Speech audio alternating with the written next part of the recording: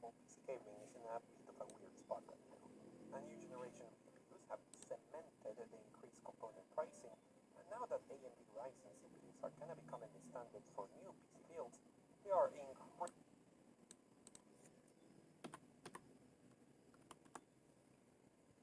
the prices a fair bit as well. The used market continues to be a bit of a dumpster fire outside of developed countries, so what about new parts? The last time we officially saw a new racing APU directly for sale was July 2019, meaning that if you're trying to get a CPU with integrated GPUs from AMD right now, you're a fair bit behind the technological curve, and newer APUs are only being sold to OEMs, so they only sell them to companies making full computers and not directly to the final consumer. Yes, you can find random places that resell them, but that comes with an increased price, which kinda kills the point as a budget part, right? If you forget about the integrated graphics and focus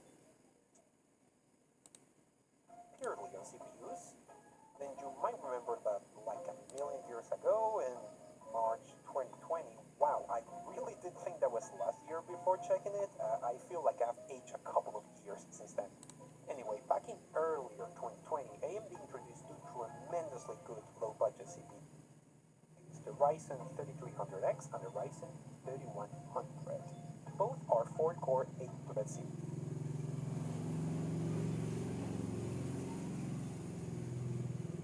Initially priced similarly, but the 3300X was so spectacularly good for the price that I speculated back then that it would become really scarce and or so check and check.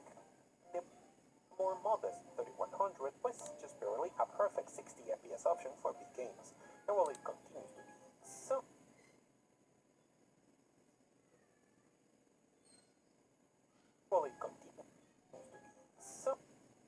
somewhat available, it has uncomfortably risen in price to the point of making me wonder what is actually out there in terms of alternatives for your CPU.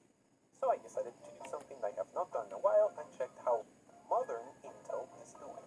Now, I know what a lot of comments are going to say. The narrative in the tech-tuber hive mind is that AMD has so tremendously overcome Intel that no one should dare do a comparison. Most of it is based on a lot of important real differences, like how much AMD has improved their architecture and manufacturing, while Intel is still stuck refining an existing architecture.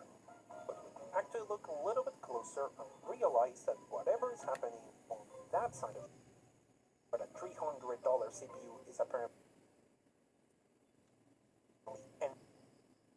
level, doesn't always reflect the reality you find at less than a third of that budget. So I asked myself, what is it there to be found on the other side of the river anyway? This is the i3 10100F, 100F, how the heck am I supposed to pronounce this? A 4-core, 8-thread, 14nm 10th generation Intel CPU released earlier this year. It is by itself a re-release of an early 2020 CPU from Intel, only that they removed the integrated Intel 630 graphics, which in some markets translates to a price improvement, especially if you already have a GPU or were planning to get one anyway.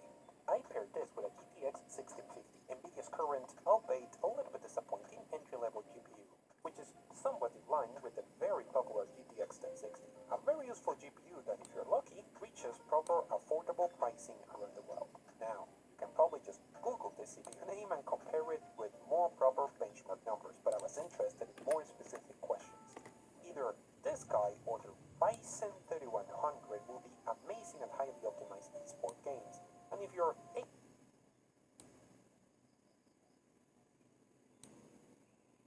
for consistently hundreds of FPSs, I'm not sure you will need the opinion of a channel called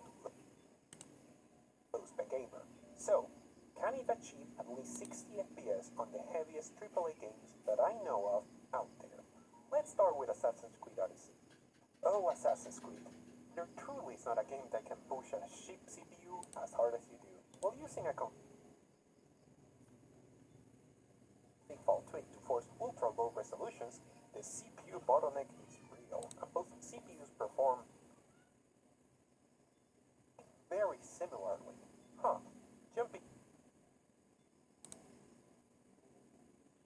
Assassin's Creed Valhalla for a second. I originally intended to use this benchmark, but seems Ubisoft really has made some improvements that I have not noticed to the Assassin's Creed usage because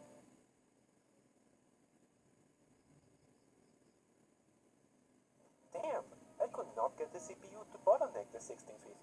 That's a heck of an improvement, which also means most CPUs did super fine in this game. So let's move on to other games that do hit the CPU. Here's Red Dead Redemption 2, and its fantastic benchmark utility on which, on lowest settings and a 0.5 resolution scale, the i3 came out on top. Anytime the FPS averages reaches triple digits, I am dangerously out of my depth.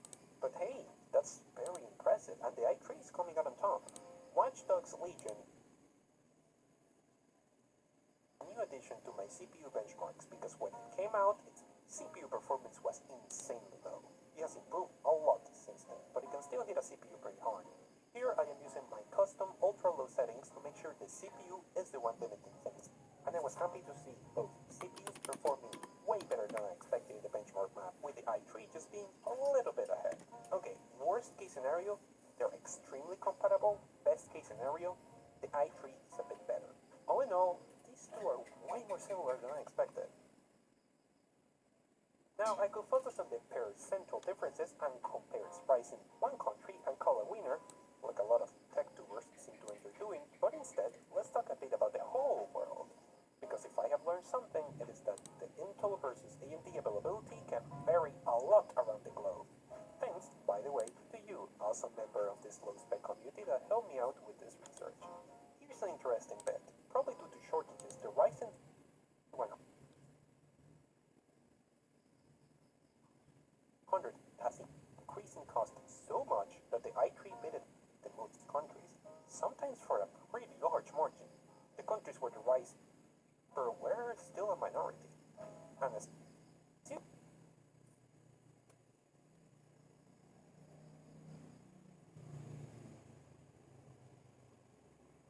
usual, that is not the whole story. To be possible, I also included motherboard costs, looking for the cheapest compatible motherboard in that same story, which is usually a now pretty old A320 for AMD chipsets and an H410 chipset for Intel, which is also what I bought for this video. When you factor both costs combined, Ryzen comes back on top of some countries like Brazil, where the Intel compatible motherboards that we saw were surprisingly inflated in cost. And yet, the i3 with the cheapest motherboard kind of came up on top on almost all of my test countries, and in cases like Indonesia by a pretty dramatic margin.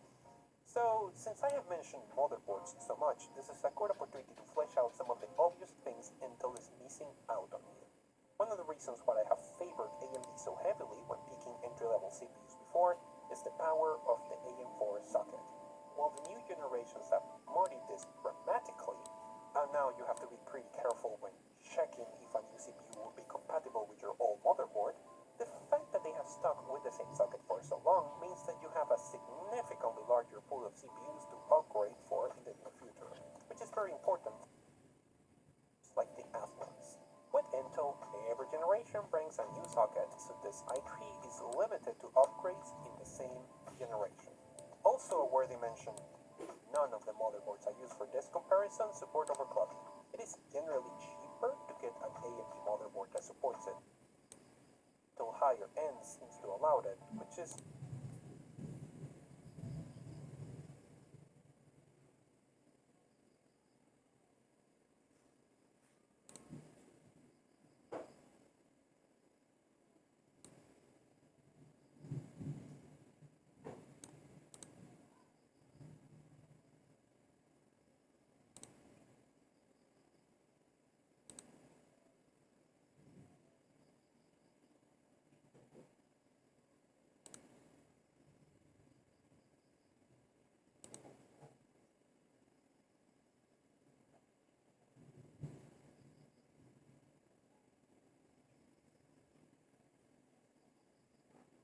a bummer, but if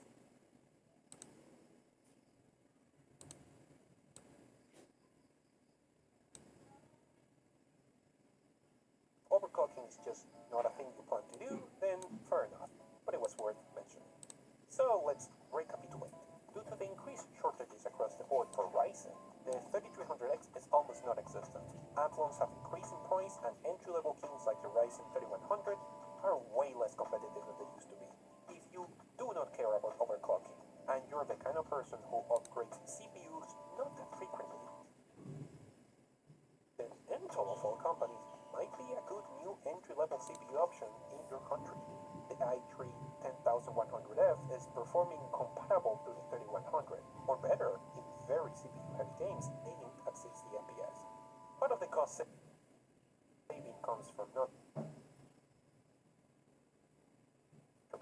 graphics, so if you're looking to build a two-stage PC where you use integrated graphics for a while, this is not the option. But if you already have a dedicated GPU or are planning to get one already, then hey, if your used part market is still a dumpster fire, Intel is still competitive with buying new at the entry level. What do you know?